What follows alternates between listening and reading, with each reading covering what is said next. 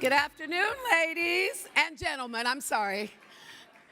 And everyone else in the room and all of y'all, but I'm really excited to be here this afternoon with all of the women mayors in the United States. Ladies, thank you so much for being here. My name is Victoria Woodards, Mayor of Tacoma, Washington, and I have the honor of serving as your chair of the Women's Mayors Leadership Alliance of the U.S. Conference of Mayors. I'm delighted to be here with all of you at our 91st winter meeting. I'd like to begin by quickly asking all women mayors in the audience to stand and be recognized. Please stand.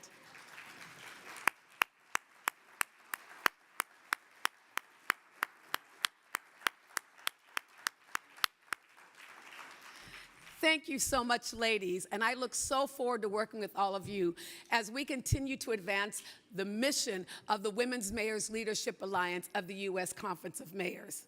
I am truly honored to be introducing to all of you the Administrator of the United States Small Business Administration, Isabella Castillas Guzman. Currently serving as the 27th Administrator of the U.S. Small Business Administration, Ms. Guzman serves as the voice for America's 32.5 million small businesses and innovation startups in President Biden's cabinet. In her role as SBA Administrator, she works hard to support the small business owners that define Main Streets in the cities and communities across the country, who deliver our products and services and innovate to solve global problems. Under Administrator Guzman's leadership, the SBA has continued to scale dramatically and has revamped programs and services to address critical challenges. She continues to work tirelessly to transform SBA's programs and services to meet all small businesses where they are. We are honored to be joined by SBA Administrator Guzman, and we look forward to her remarks. Please join me in welcoming her to the stage this afternoon.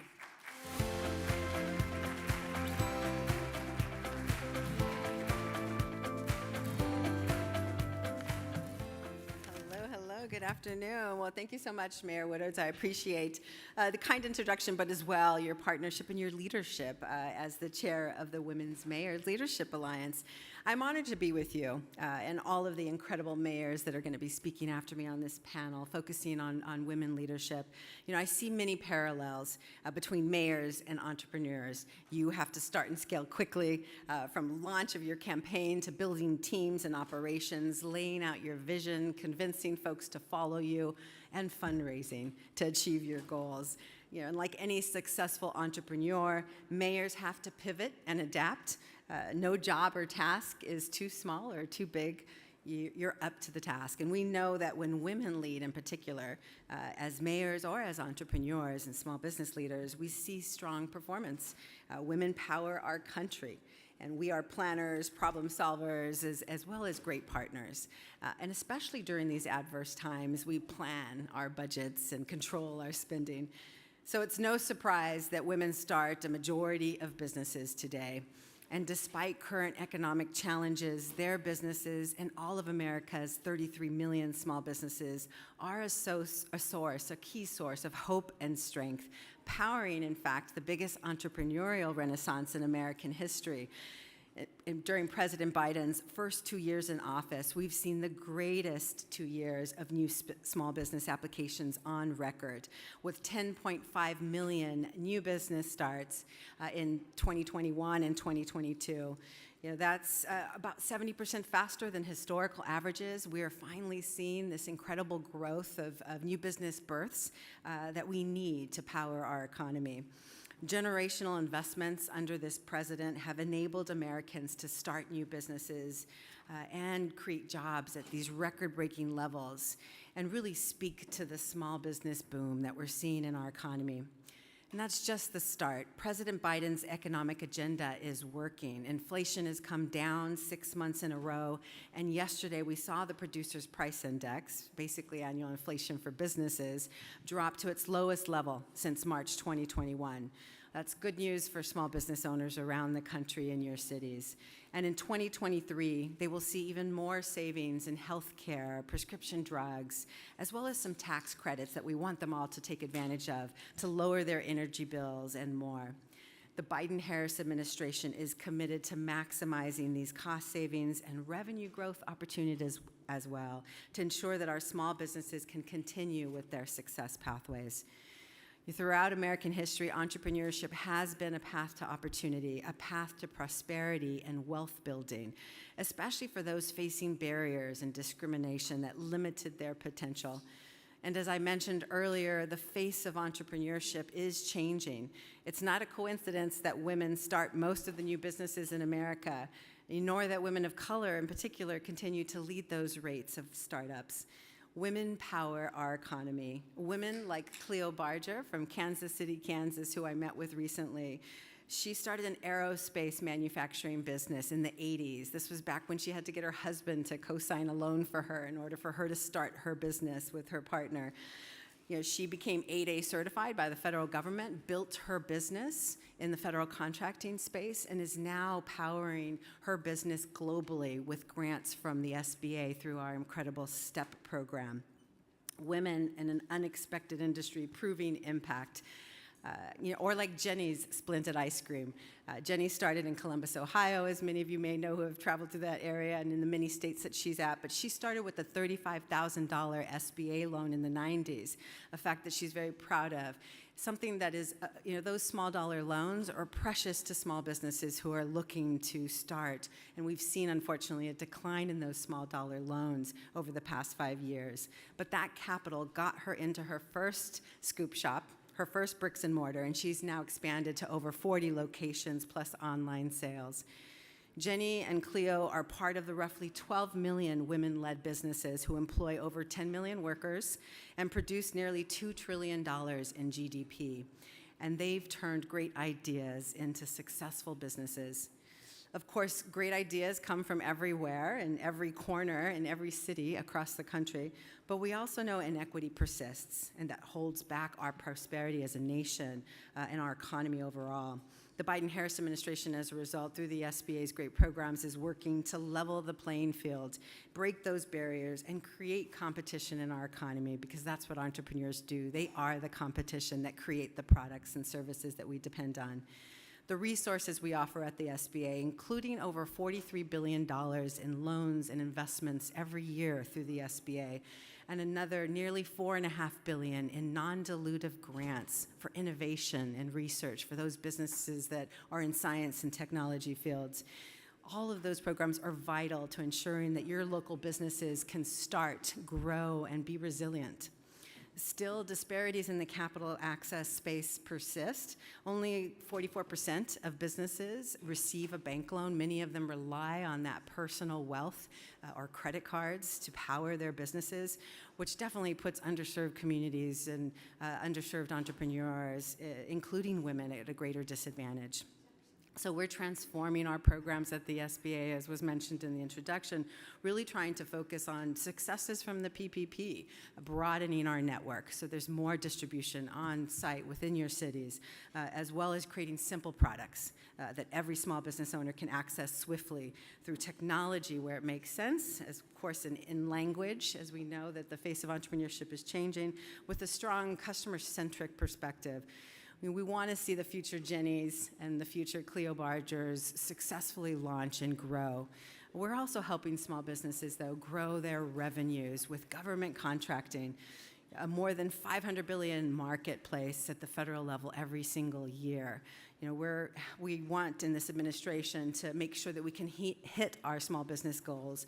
And last year we hit a record $154 billion of our spending to small businesses.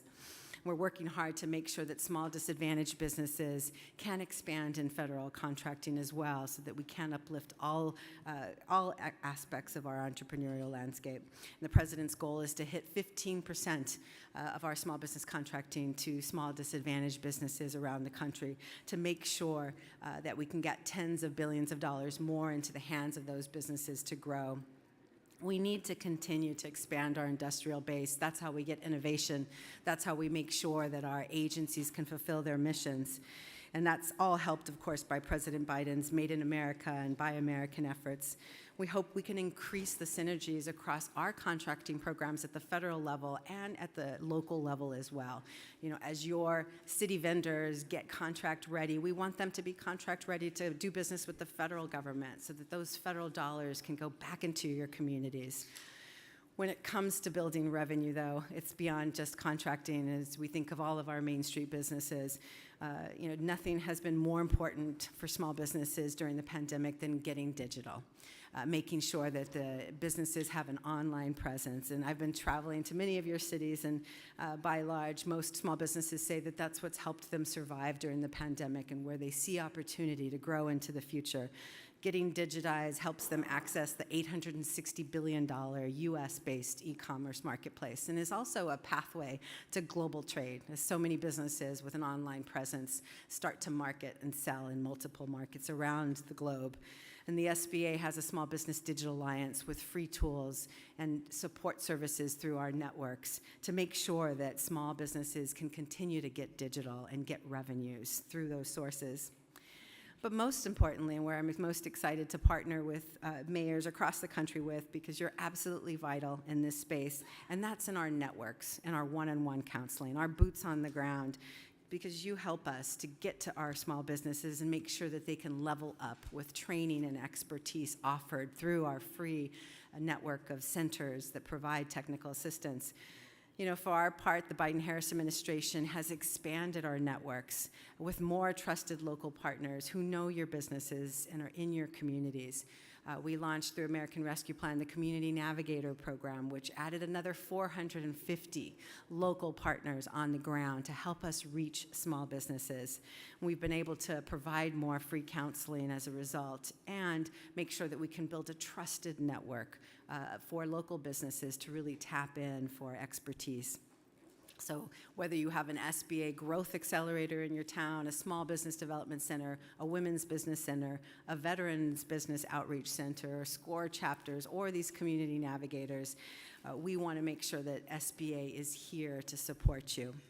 You know, in fact, we are seeding new accelerators right now, so I hope that many of you will seek out our Growth Accelerator program as we launch through February this open competition to fund more accelerators around the country. You know, mayors are a natural fit to help strengthen local innovation ecosystems. You know the stakeholders. You can gather and convene the stakeholders across many different sectors that can build this institutional ecosystem that can support entrepreneurship. You know, in the bottom line, all of the SBA's programs are there designed to fill gaps, to de-risk the marketplace for investment, for capital, and make sure that small businesses can survive and thrive. And we have to fill those gaps. It creates huge inefficiencies in our marketplace. Morgan Stanley estimates the cost to our economy at $4.4 trillion when we underinvest in entrepreneurs who are, you know, those small businesses founded by women and people of color. We want them to create the jobs at the same rates as their peers and create the revenue output.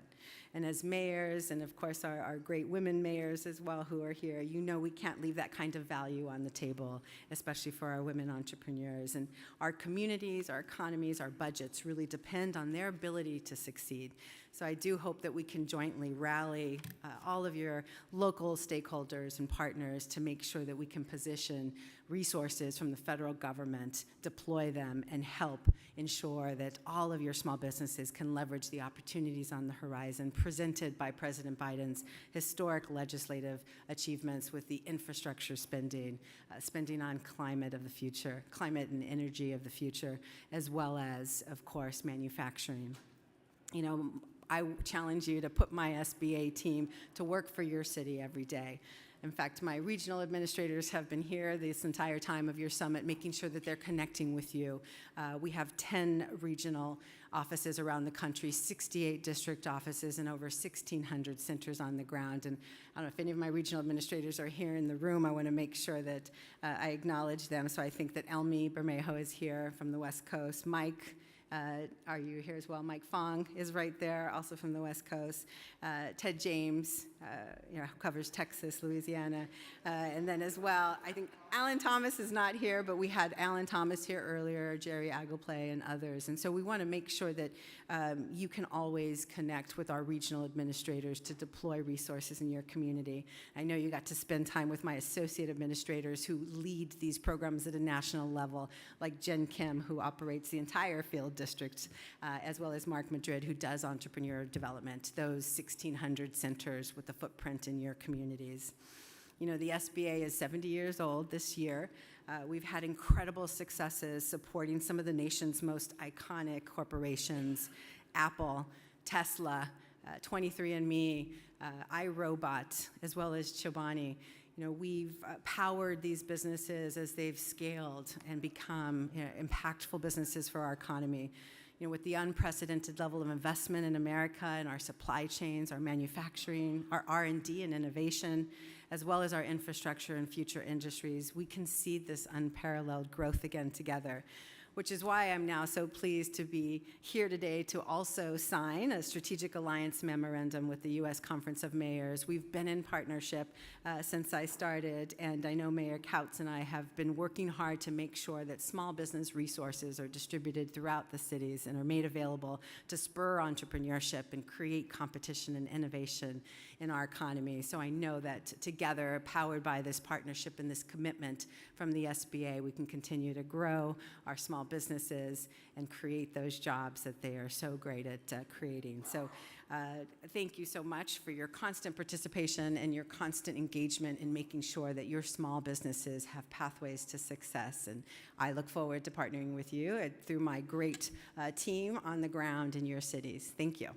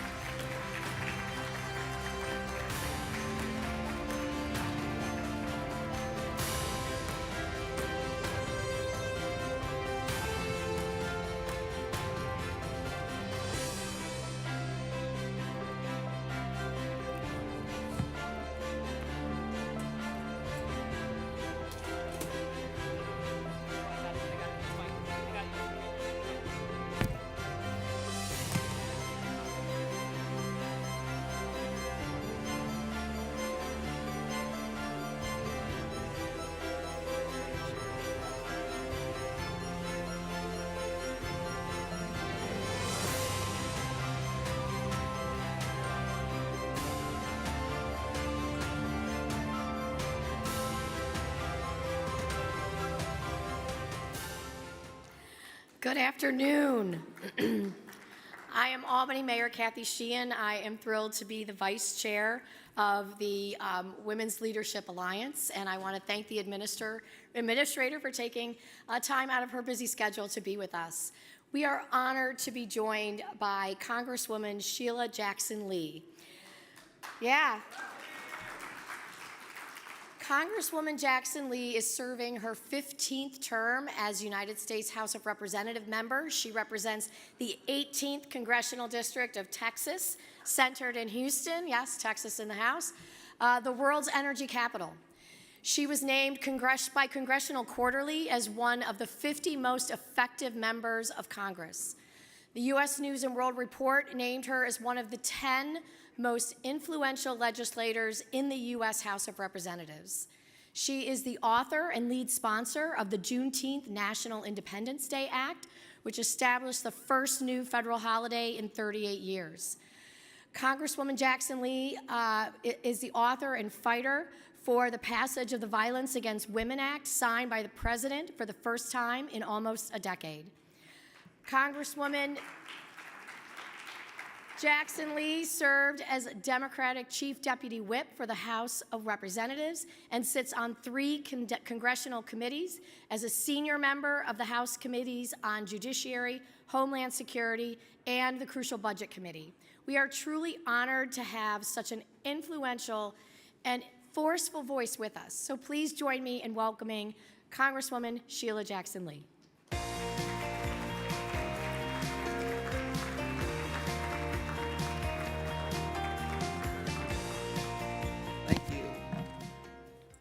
Thank you very much. I'm delighted to be able to be here and to have each of you carry this message to thousands of others.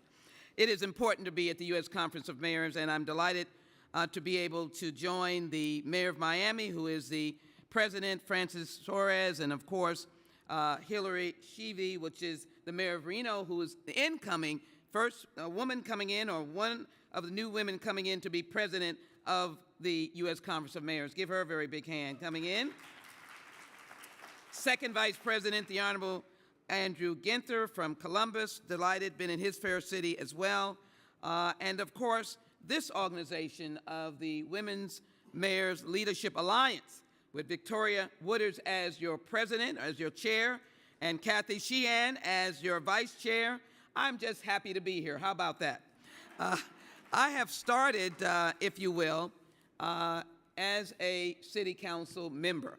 That was the first office that I achieved, and it was exciting after I served as a municipal court judge. So I know that city government is where the rubber hits the road. And I'm delighted to say that my mayor, Mayor Sylvester Turner, is here. He sees that every day and keeps on working. And I thank you. I can't go home if I don't say that my mayor is here, Mayor Sylvester Turner, who is doing an outstanding job. I've got county government here in Commissioner Rodney Ellis. But I want to take just a moment to talk to mayors, men and women, and to be able to have a little inclination toward the empowerment of women. You will see and hear from an outstanding panel. But let me get you all ready for such. Keep your feet moving, Gloria Steinem. Justice Ginsburg, we know you deserve a seat at the table. Shy mayors don't get what they need to get. And then, of course, Audre Lorde says, refuse to stay silent. In Homeland Security, we say, if you see something, say something. John Lewis says, if you see something that ain't right, do something about it. If you see something that needs to change, mayors can make a difference. I wanted to come today just to focus briefly on the federal dollars. You've heard a lot. Congratulations for the MOU with the Small Business Administration, and the administrator is doing an excellent job. Would you do me a favor and give her another hand, please? She's doing an excellent job. And I just want to sort of give you a list and give you the idea that all that we do in Washington is really for all of you. It is for where the people are. And we've already heard. Cities, the heart of civilization. Cities where the action is. Cities where the people are. And you're absolutely right. My one editorial comment, and there are members of us who have come from city government in our prior life, and what it is we want more direct funding to you mayors and city. We want to make sure that you get these dollars. Help us. Raise your voices. There's something called the Stafford Act when we're in the middle of disasters. I know you've heard that word. But we can help you if you help us. I can tell you, you'll be proud of your members of Congress, even Republicans and Democrats working together.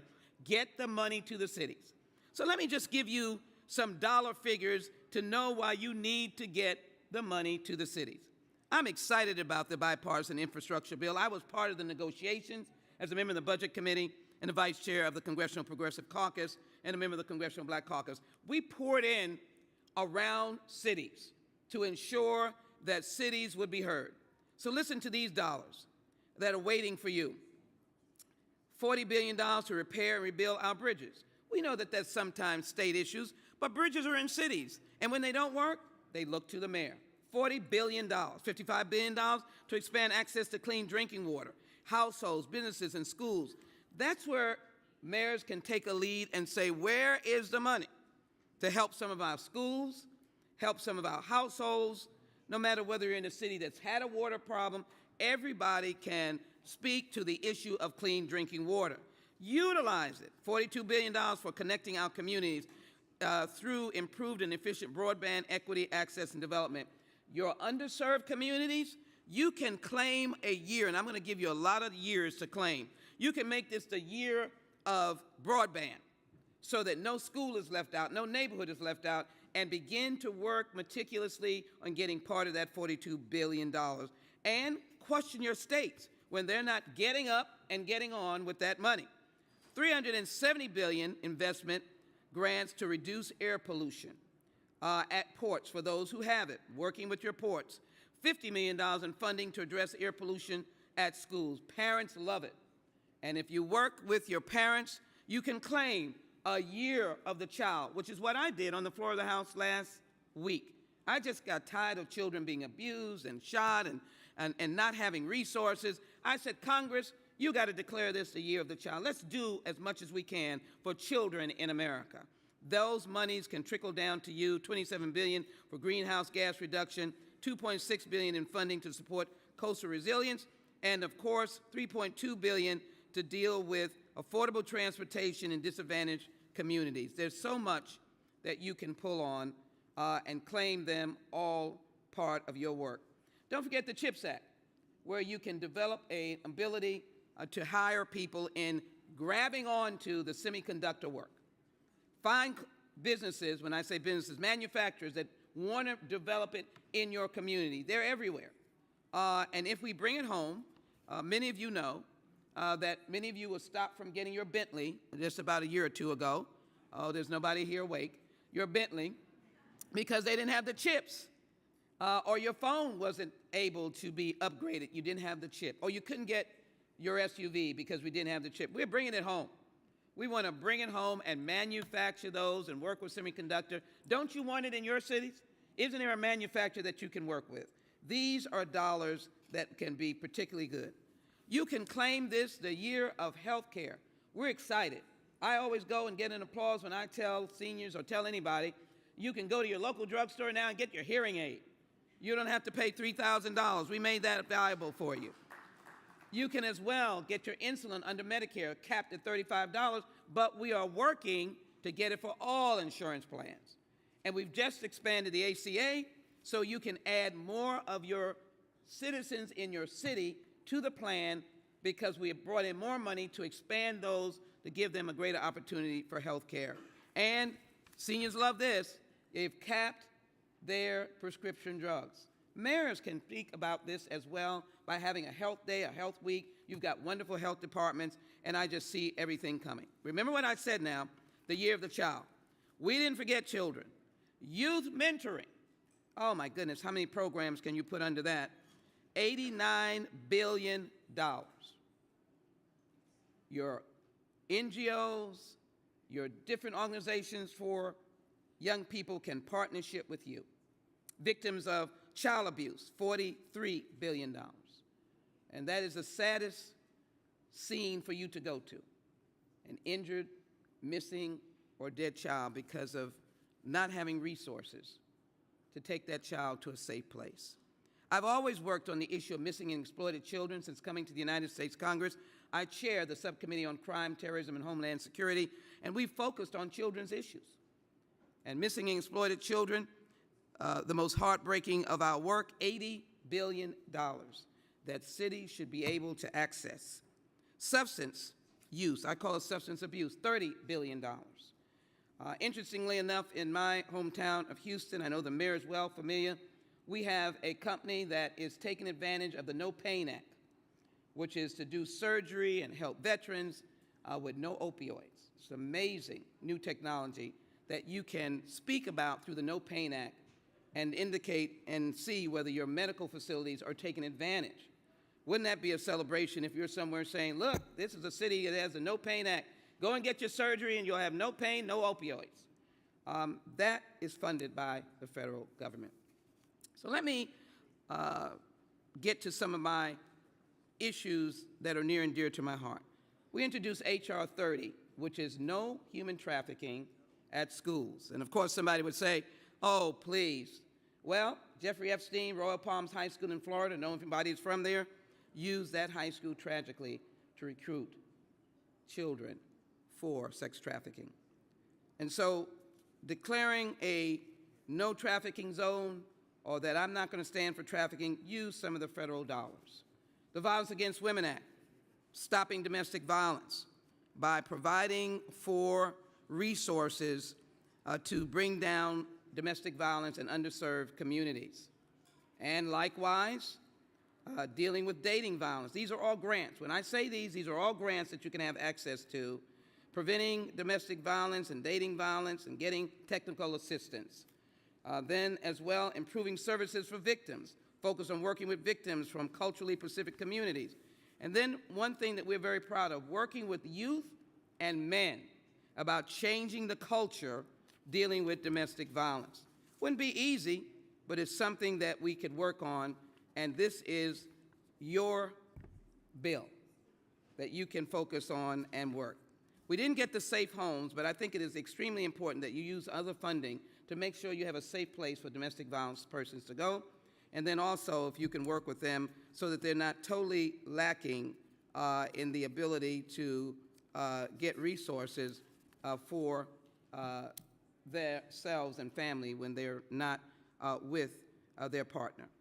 The Violence Against Women Act is tied to VACA. What is that?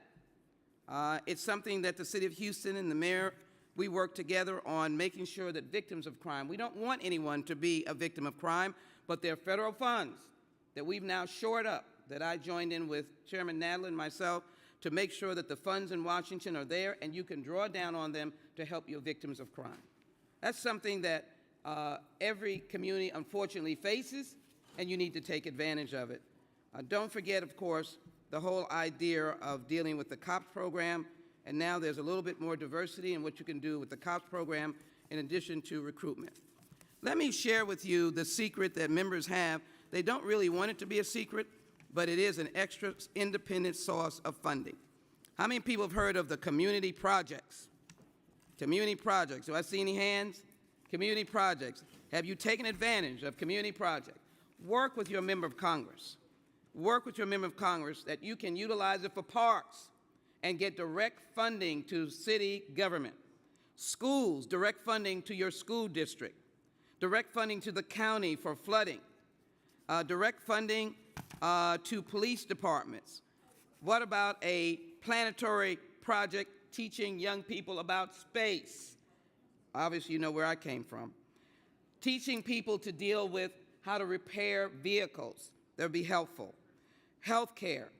All of these can come from community projects. Victims assistance. Sewer projects that are aging water sewer came from community projects. Helping have a independent juvenile court in a local community so that they can be addressed there in their community and maybe they'll never come back to court again. Working with your port. What about dealing with vision and hearing? It is yours to collaborate with. And as I started out, I said, get a seat at the table, keep your feet moving, and never be silent. And as I look at the women mayors that are here joined with your colleagues, I want to reinforce that when a little boy or girl wants to know who their elected official is, they want to know who the mayor is, or the mayor is their standing presence for government. You are role models throughout the nation. You are the first that they see. You see them in their schools, in the shopping centers, at the parades, and the families are so excited to say, this is the mayor of your city. You have the opportunity to change lives so quickly by defining who you are and using these dollars that can be for no one else but yourself. This is America's best, when we stand for those who elect us and let them be front and center. When we're on the floor of the House debating, we're always talking about home. We're not talking about give the federal government another $1.7 trillion in the infrastructure bill. We're talking about how the monies can help us at home. Let me thank the mayor of previously the U.S. Conference of Mayors who endorsed my very sensible bill, H.R. 40, the Commission to Study Slavery and Develop Reparation Proposals, which deals with the reality of our life and our history. And let me encourage mayors to always stand up against anyone who would say that any of our history is not important. Cities are the place where the diversity is so evident that we can teach our communities to live together. One of the other issues that I have stood for and stood against is to try and eliminate hatred in America against groups that are different, to really push that we can live together. Over the last couple of years, many of you know that there has been a rise in extremism, domestic terrorism. For those of you who've had these incidences, they don't happen in the United States of America, they happen in cities. And some cities have been particularly impacted by this tragedy. I want to continue to speak against that kind of hate and also recognize that it is not something to be silent on.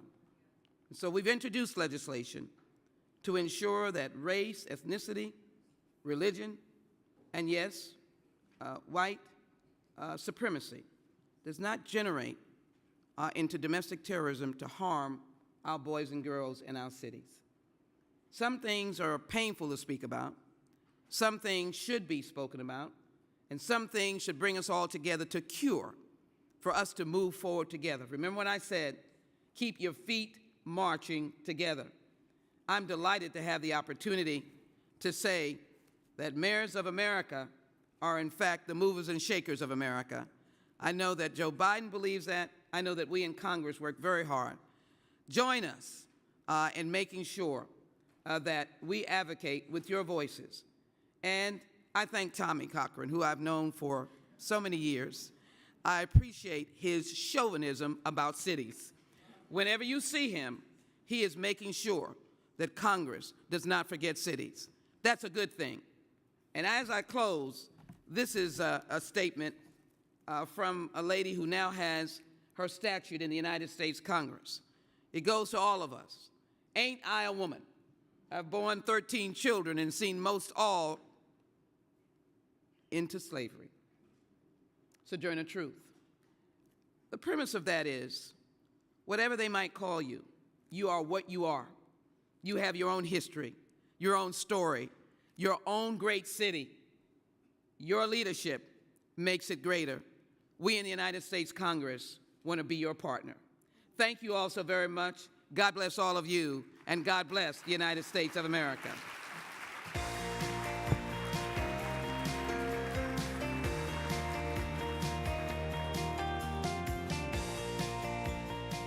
Thank you so much, Congresswoman.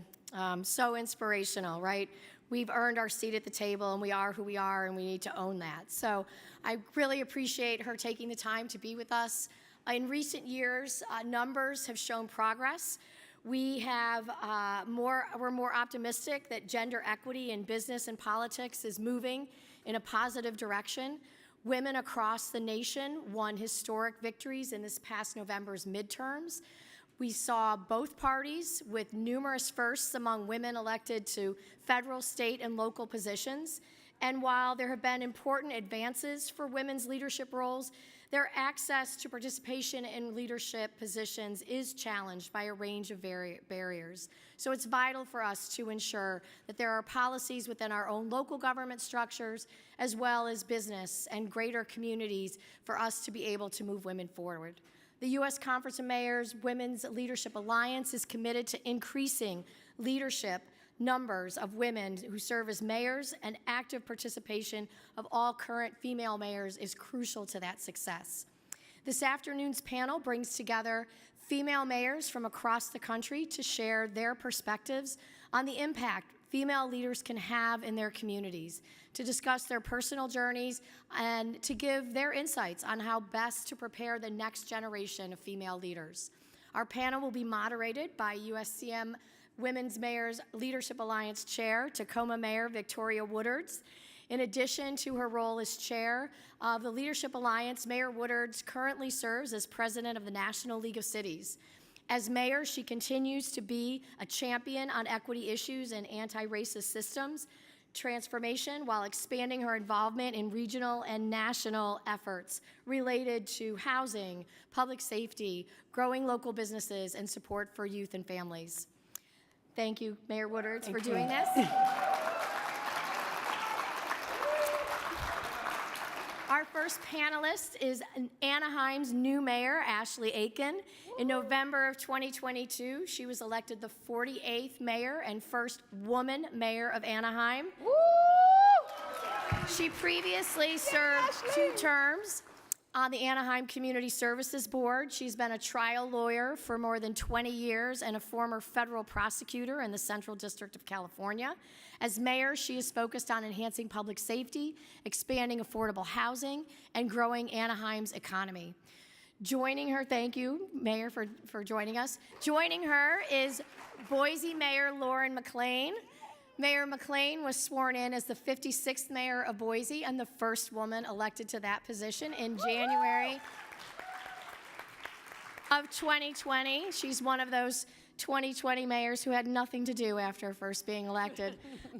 She is passionate about public service and leading boldly with her community at the forefront of all of her decisions. And I just want to pause and say I personally was able to witness what she did as a brand new mayor in response to COVID, and it was an inspiration to me and I think all of the mayors who shared in those weekly Zoom calls. Her vision as mayor is to create a city that is truly for everyone, one that offers equitable access to housing, living wage jobs, transportation, and a seat at the table for residents. So rounding out this dynamic panel of women mayors is Cedar Rapids Mayor Tiffany O'Donnell. Tiffany, for over 20 years, Mayor O'Donnell has been an active leader in her community. She's been involved in organizations across her city focusing on building women leaders, helping communities in need, growing her city's arts and business communities. She is the Chief Executive Officer at the Women Lead Change, an organization dedicated to the development, advancement, and promotion of women, their organizations, and to impacting the economy and the future of the workforce. So I will turn it over to Mayor Woodards. Thank you. Thank you. Thank you, Kathy, and thank you for your leadership and partnership in this work. Well, ladies, thank you for agreeing to participate in this panel discussion this afternoon. In the first weeks of 2023, we saw newly elected leaders take their oaths of office or renew their tenures. And while it's fantastic witnessing historic firsts and seeing so many women holding these leadership positions, women are still nowhere near where we need to be and deserve to be. So collectively, we must ask ourselves, why are they still so underrepresented in these influential roles? But more importantly, how can we ensure equal representation and making sure that that is finally achieved in the near future so we can stop talking about where we aren't and just start focusing on where we're going? But we know that the answers to those questions are not simple. With dedication and focus, though, I believe and know that mayors can move the needle to achieve true gender parity. And I can't wait to hear from all of you remarkable women about your path and the power of female leadership in this role of mayors. Now, I want to let you all know, I asked backstage a couple of the mayors, that we have some very first-time women mayors. And I will tell you that in 2 of our cities, Mayor Aiken, 168 years before they elected their first woman mayor. And for Mayor McLean, 156 years. Wow. That's a long time. Just the sheer number itself. And I'm sure, unfortunately, there are still cities across America who are in that 150 mark who still haven't had a woman mayor. Ladies, we have lots of work to do. But let's start by asking you all the questions to help us understand how we're going to do that work. So let me ask you this. So how can we continue to build up women in leadership? And what barriers do you all see from your vantage point that hinder us how have you overcome those challenges or those barriers? And I know this is a whole bunch of questions wrapped up into one, right? And what changes around women in politics and leadership roles have you seen over the years that has impacted you? And we'll start with you, Mayor. Thank you. So I do want to be honest. I have been mayor for a whopping 4 weeks. So I'm going to drop some knowledge on how we can do this. So with that perspective, but I can talk a lot about being as a trial lawyer and having practiced law for 20 years in the court system, which is a majority male-dominated system. It is a really interesting thing to navigate. You are often the only woman in a federal courthouse. You are often asked if you are the court clerk. You are often asked, if you are not the person trying the case, but someone that is staffing just pick any white man in the courtroom, and that's who they're assumed to work for. And so it's been something that I was always really conscious of. And I know that not just even in this space as a elected leader and a public official, I wouldn't be where I am if I didn't have amazing female mentors. Women that grew up practicing law in the 70s, practicing law in the 80s. And so my advice always to, no matter what space you're in, is join an organization, whether it be a female leaders group, whether it be a female lawyers group that would apply to me, and really have someone that will mentor you. I mean, I love that at the U.S. Conference of Mayors, the first, when we had the new mayor's reception, they partnered me with the mayor from Albany. And I got to, I don't know if she's like totally excited. I don't know how much of the consent was there, but I just said, I really want to have somebody that's not from California, that's not necessarily even in my regional area, so that I can call. And so I really take that practice to heart. I do truly believe that strong women empower other women. And so we need to make that, whether it's appointing things to your commissions, whether it is who you hire as your staff person, who do you have on your campaign. I had an all-female run campaign. I have an all-female staff. And I'm really cognizant when I'm looking about who I want to put on my planning commission, my public utilities commission, that I'm making sure that I'm looking out and building that leadership pipeline that was built for me. That's wonderful, because we all have a role to play in this work. So, Mayor McLean. Yeah, you brought up something that is what I wanted to talk about, which was so impactful to me, which is mentorship. And so there's a couple things that, I think about when we talk about this question is, I don't know about you, but people would ask me, well, didn't you always want to be mayor when you were a kid? Did you dream of being mayor? And I was like, I didn't know I could dream to be mayor, right? And I remember all the mayors that were in my town, but they were all dads, right? Like, they were men. And I never thought about being mayor as a kid, because that was often the story of mayors before me. Like, they always dreamed of being mayor of their hometown, and that's just not something, if you don't see it, you don't dream it. Right. And so that's why it's so important to have more women in leadership roles today, and then for us that are there to then take the steps that we must to make sure that there are more after us. And so, I'm where I'm at because, whether it be when I was in school or in college, or then in the early days of my career, there were women that took me under their wings and helped me find jobs and, pulled me aside and coached me on what I ought to be thinking about next, or how to move into a role gracefully if I wanted to leave one job and take another. And one woman in particular, who was the minority leader of the Idaho legislature, Wendy Jaquet, I met her when I was 23, and she took me in first as an intern and then helped create jobs for me, and then became almost like the grandmother to my children because we moved to Idaho and we had no family. And so she was just a constant presence in my life as well in the lives of many other young women. She was very intentional about it.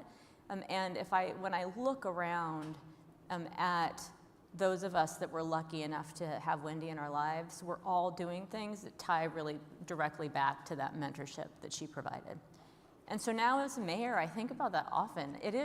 I'd say it's intimidating, at least for me, to be the first female elected mayor. First off, we had a woman who was mayor for just a hot minute in Boise because a mayor had to resign. They had to pick somebody from the council. they picked Carolyn Turning Payne if she promised not to run, if she promised not to run. So I always say the woman was called in to fix a big, big problem if she promised not to go for the job herself once she cleaned it up. And I asked her, and she stood, sat next to me and was with me at my swearing in, because I think it's really important that we honor and tell the stories of the women that have done so much to pave the way before us. And Carolyn did that, even though she had to, didn't have the opportunity or made the commitment not to become that first elected female mayor herself. But as the first elected female mayor, I think often of like, oh my gosh, I got to do this right, because it's rare to have women in executive roles, and it's not rare for communities to start to think, can a woman really be that executive? Like, really, can she do all these things? And so there's so much pressure, I think, to actually demonstrate and get it right, so that it's easier for women beyond us to move into those roles. Not easier, but in the sense that there's people have gotten rid of the thought that does she look like a mayor? Of course she looks like a mayor, right? Right. And so there's that, but then as mayor, seeking those opportunities to, talk to as many young women and girls as possible, whether it be Girl Scouts or other organizations, so that when they think about the mayor as they're growing up, they have a different image of what the mayor looks like, and they recognize that they too should and really must dream to become mayor. But then the more meaningful mentorship that we can provide by being intentional about how we fill out our boards and commissions. Within about 2 years, we'd met gender parity across city boards and commissions, because we were intentional about that, because that's a great way for younger women in their careers, or women in their careers in general, to start to move into this space to then prepare for more. And oh, by the way, you get better results with diversity of thought around the table. I mean, there's hard data that shows that, whether it's at a city council or in a boardroom. If we want to be just, pragmatic about it, it's not just the right thing to do, it's actually the really smart thing to do, business people. So I have two very different hats, as you heard. I've been a mayor for a full year. I guess you can call me a veteran. All right. I feel like a veteran. And your first question I'd like to address just in general about barriers, because I think I'm concerned that I might be speaking to the choir in here. Everything I'm going to say, you're going to be nodding, going, oh yeah, oh yeah. I'm glad we have some men here, because it's critical. You're the ones we need to tell this story to. But there are structural barriers I've found too, just especially now that I'm in this job, when you think about things that are out of our control, like the time commitment. I'm a part-time 60-hour-a-week mayor on a good week. So if you are, if you have goals as mayor, and goals as well as, I have two daughters, goals of being a parent, it can be hard to align those two things in the position as it's written right now. I think we also have to look at, financially. Absolutely. I'm not sure I know my job as mayor isn't accessible to a lot of people, maybe most people. I mean, if you ask mayors in here what the part-time mayors, what they do, they own their own jobs. They're CEOs of organizations. There's a flexibility that comes with that. We have to really ask ourselves structurally, this is not an accessible position. It is not. Not to mention the cost that it is to run, but that's a whole other. So then even on a broader scale, when we talk about women in general, and I'm gonna generalize here because I feel like I have license to do that because it's in the title of my organization. As women, I think it can be difficult for us to be confrontational. Debates can be difficult. In general, it can be difficult. The people not like you maybe not please people. Well, in this position, you got to sort of not enjoy that, but certainly be comfortable. Get used to that. Be comfortable with not being liked. And I'd be lying if I said that wasn't a really hard part of the campaign. You've got really good friends that you're like, but wait, what? Just what do you think I'm going to do to your city? So I think there's that piece, and then even overarching, no matter what we're doing, we have a confidence gap. And this isn't news to you in here, whether it's imposter syndrome later on, or whether it's somebody saying, I've never been a mayor before, heck, I've never even run for city council. What makes me think I could do that job. And we know that as women. We've all heard those statistics. We got to know we can do it. We don't want to fail doing it. And I will tell you, I didn't feel that as much when I ran for mayor, because all I had to do, and I would just suggest this as a tool, is look at the guy who did it before. No And offense, I was like, gentlemen. We're still glad you're here. No offense at all, but just telling you the truth. I know. That was my outside voice. I apologize. But it's true. Anytime we have those moments, you know, really, honestly, but that keeps women from running. It keeps us from doing, frankly, a lot of things. But when you're running for a public office, I mean, you got to have confidence that you can do the job. And then one final last thing I will say about mentorship, and I just want to thank her because she's in the room, but Mayor Elizabeth Couts from Burnsville, this is what mentorship looks like. I'd never been to this event. This is my first time here. I'm actually the third female mayor in Cedar Rapids. I know. And my paradigm, I grew up with a female mayor.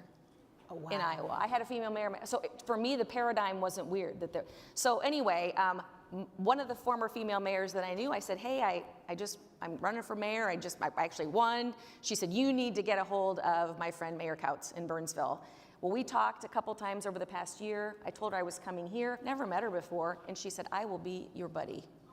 Well, think about all that's happening here, and to have somebody not just be willing to put their time, but honestly, it's her political capital, it's her social capital. She was willing to say, I'm gonna take you along with me.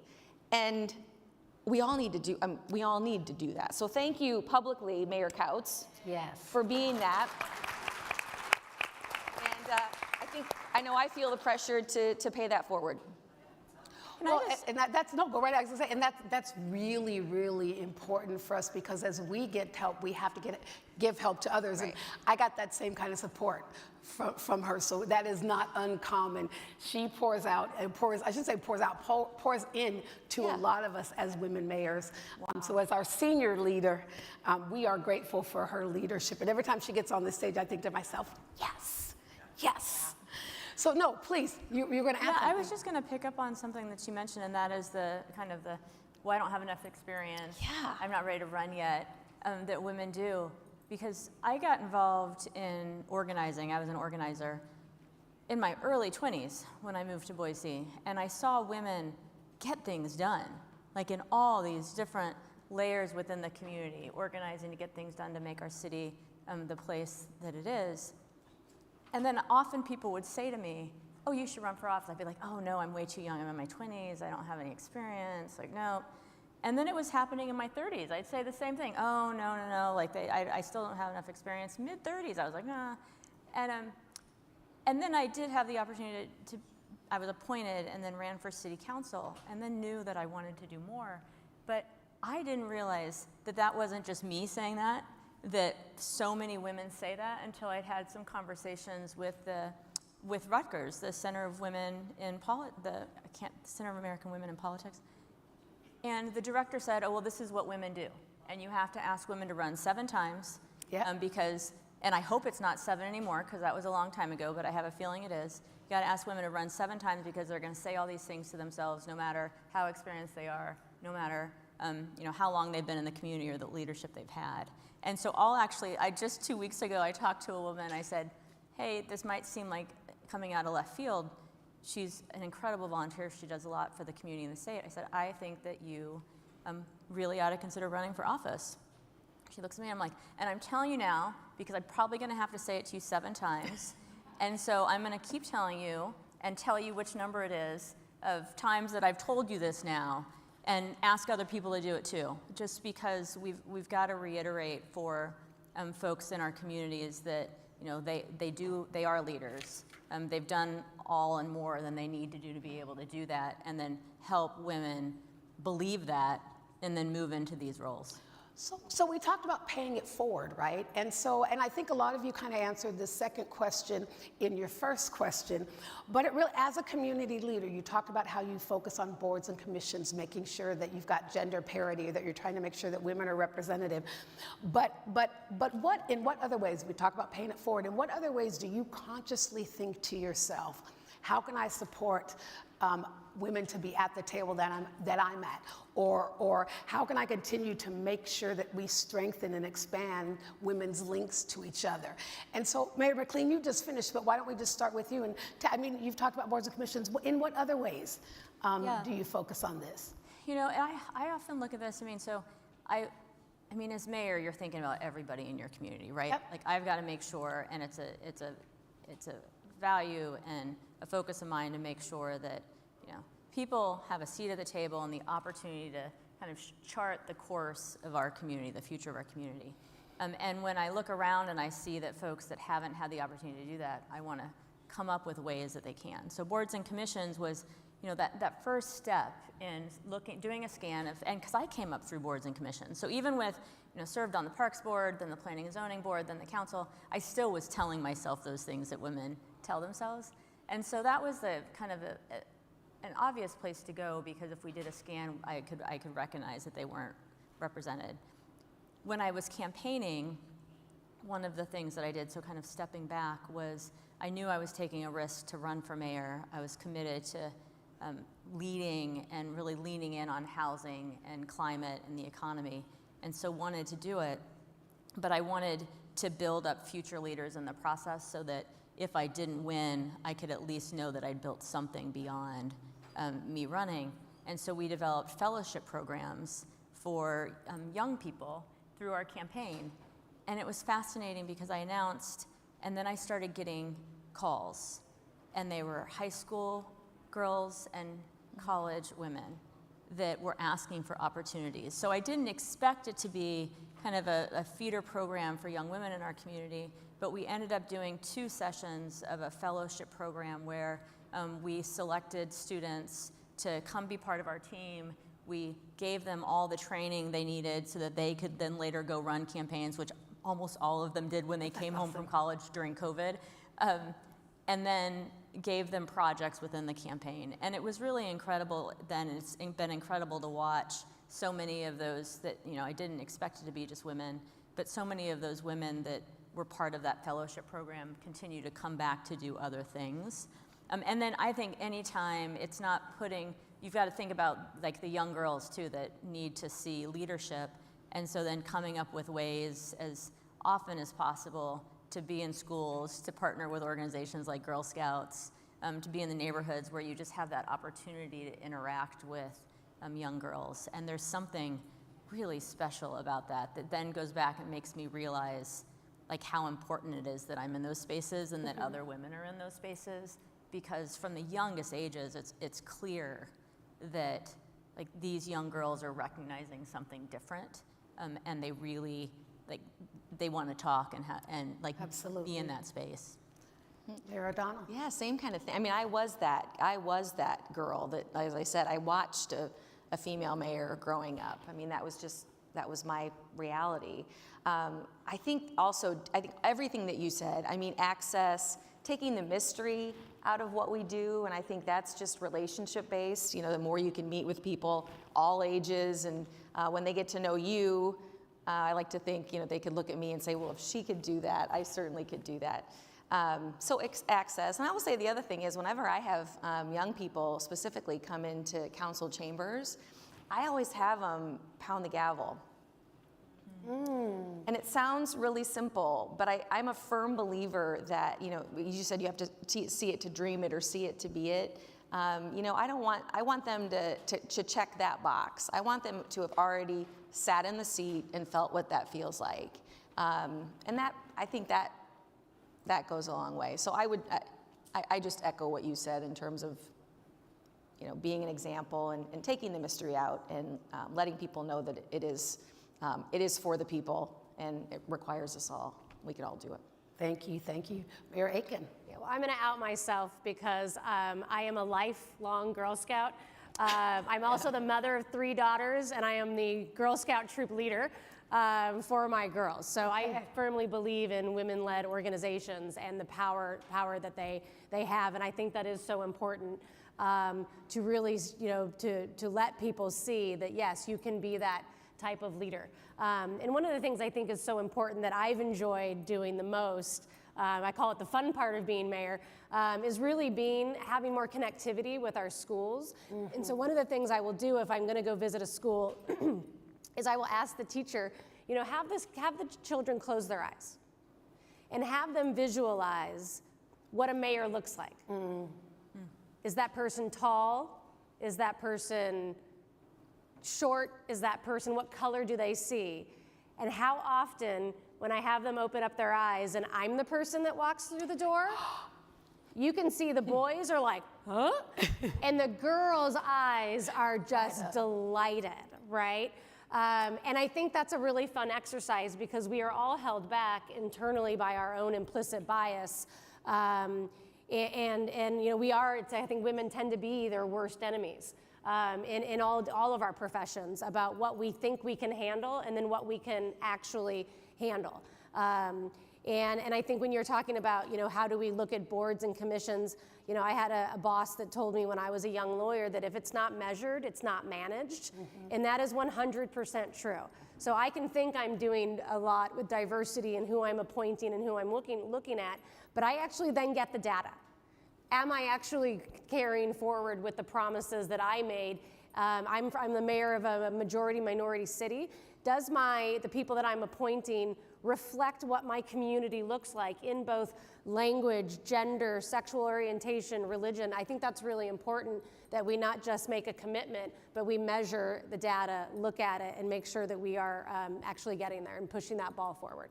That's really important because I think if you see a few women, you might think, oh, we've done it, but then it's that same few, right? So it is. I do believe in data, and that's a really great way to keep track of what it is we're really doing. So we've got about 6 minutes left and one question. And so I want, you know, as mayors, it's important for us to use our platforms to support and inspire other women. Like you said, if young women don't see it, they don't believe that they can be it. And so it's important for us to do that. But what advice would you give either to the next generation or to your younger self about what this leadership is and what it looks like? And how would you inspire yourself? And so, Mayor O'Donnell, we'll start with you. Oh, gosh. I would just stress to be fearless. I mean, when I talk a good game when I say I ran for mayor and wasn't afraid. It was pretty terrifying. And it's unfortunate when I think about the things I didn't do because I didn't think I could do it or I hadn't done it before. So I would say be more fearless. And it's one thing that, you know, my husband taught me this lesson when I was running. When I was thinking about running, he said, guess what happens if you don't win? I'm like, what? He goes, the sun comes up tomorrow. And I say that because he's just that way naturally. It's just a wonderful way to look at, and I just would want to share that with my younger self. And then finally, one last story, and you can maybe share this because I do think it's incumbent upon all of us to be that tap on the shoulder or be that mentor or even more so be that sponsor. And it was my sponsor when I left a career to move into this nonprofit world and was terrified. First of all, she said to me, it's going to feel like you're jumping off a cliff, but it's really just a curb. And that was really true based on all those experiences that we have. We take those for granted. And then she said to me the most important thing for me. She said, I will not let you fail. Now, whether or not she could guarantee, she couldn't guarantee that, but she told me that. And she knows me and knew the kind of person that I am. And that was, I don't like to fail. And so anyway, if we can share that wisdom with anybody coming up, I would certainly tell my younger self, and I tell my kids that all the time. All right, we're going to move on to Mayor Aiken, but really quickly, I want to remind women mayors that we take a picture every year, and we normally do it haphazardly. So as soon as this session is over, want all the women, so please don't leave, want you to join us on stage, and we're going to get a picture of all the women mayors. So Mayor Aiken, will you answer that question? Yeah, two things come to mind. One, my younger self, I think the best decision that I ever made, and he's here so I can say this, as my bridegroom of 20 years, marry men that like strong women, or marry a partner or have that social network that likes strong women, because I feel like there are so many times where I've had conversations professionally and they don't get that support at home. And so however your family is blended, I think having a friend network, that network where they support strong women, I think is really important. And the second thing that comes to mind, and I remember being on a panel of women lawyers a long time ago, and I said, I think women sometimes try to not be women, and we think that's going to make us more successful. And I think that, I really do fundamentally think that's not true. You need to be true to who you are. And so when I'm on a panel, people go, well, how do you do it? You're a mom of 3 kids, you're a full-time lawyer, now you're running for mayor. And I said, I'm not embarrassed to say that the 2 best things in my life are my phone and my slow cooker. That's how my life operates, right? And I'm not embarrassed to actually bring that femininity to a leadership role and to let women know that the hardest thing, I feel like the biggest barrier, the biggest challenge that I have is, yes, I'm passionate about my hometown and I'm passionate about public service, but I worry every day that I'm not getting an A as a wife, I'm not getting an A as a mom, I'm not getting an A as all of these other things, and that's okay. Maybe it's okay that I'm just a B student in a lot of different areas. I don't have to be an A in everything, but I think that's really, really hard. That's great. Mayor McLean, take us home. Yeah, I think about this too, and just in terms of how I talk with my own daughter about these things when we do. And it's first off, it shouldn't even be a question that she belongs here, right? Right. So first bit of advice is more just a statement of you belong here. You deserve to be here. And so just figure out what it is, and I say this to other young women too, figure out what it is that you're most passionate about. Don't be stressed about anything other than that when you're trying to figure out the direction you're gonna head. And if you're guided by what you care most about and the desire to have impact, you'll figure it out if you continually tell yourself that you belong here. And then the other piece I'd say too is that all too often, we've got to recognize that a rising tide floats all boats, that it's important to support women, to not see women as competition, but to support women, because all too often we do it to ourselves and make it so much more difficult. So ask, for other women I'd say that are older, ask what worked and what didn't at the beginning of your career. Reflect on when women supported women and when they didn't and what that meant, and then try to do it better ourselves. And I think if we do that, the young women that we're talking about, the younger girls that aren't even talking yet about these things that we'll be giving advice to at some point, will be much better positioned because we'll be supporting them, they'll be supporting each other, and everybody advances because of it. And I say the same thing to my son. Thank you. I will answer the question. It says my personal answer to the question. And what I would say is be authentic. Be yourself. You are a leader in your own right, whether that's of your own city or your own organization, and whoever was there before you or whoever has the same job somewhere else isn't you. And so be you. It's so much easier if you wake up every day just being yourself, because then you don't have to wake up the next day and figure who you were yesterday in order to decide who you're going to be today. So be authentic and be yourself, and it'll be okay. And I guess I'd probably throw another one in there. Be curious, have fun. Have fun. The jobs, the leadership roles that we get into, the jobs that we do are not easy. The work that we do is not easy. But you gotta have fun doing it. So learn how to laugh and not take yourself too terribly seriously. So with that, I want to thank our mayors for being If you don't laugh, part of you'll this. cry, right? That is right. Sometimes I laugh instead of crying. Let's give our mayors a round of applause for being on the panel today. Thank you guys. It was awesome. I want to thank you for joining me on this panel. I want to thank all of you. 4 o'clock at the end of a very long day to sit through but one more session. Appreciate all of you coming out and being a part of this session. I encourage women to get engaged in the Women's Mayors Leadership Alliance. I look forward to seeing you all tomorrow and throughout the rest of this week, but then in June. And so with that, we'll conclude this session. Let me quickly say to all of the USCM staff, to Megan, who supports us, thank you so much for helping us put all this together. And I'm going to ask all the mayors to come up here so we can take this annual picture. Thank you all so much.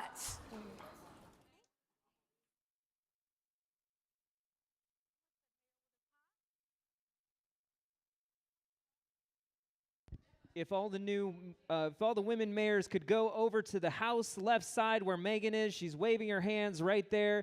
We will get you on the stage. That's the easiest way to go, right through those doors. Follow Megan, she'll get you on the stage.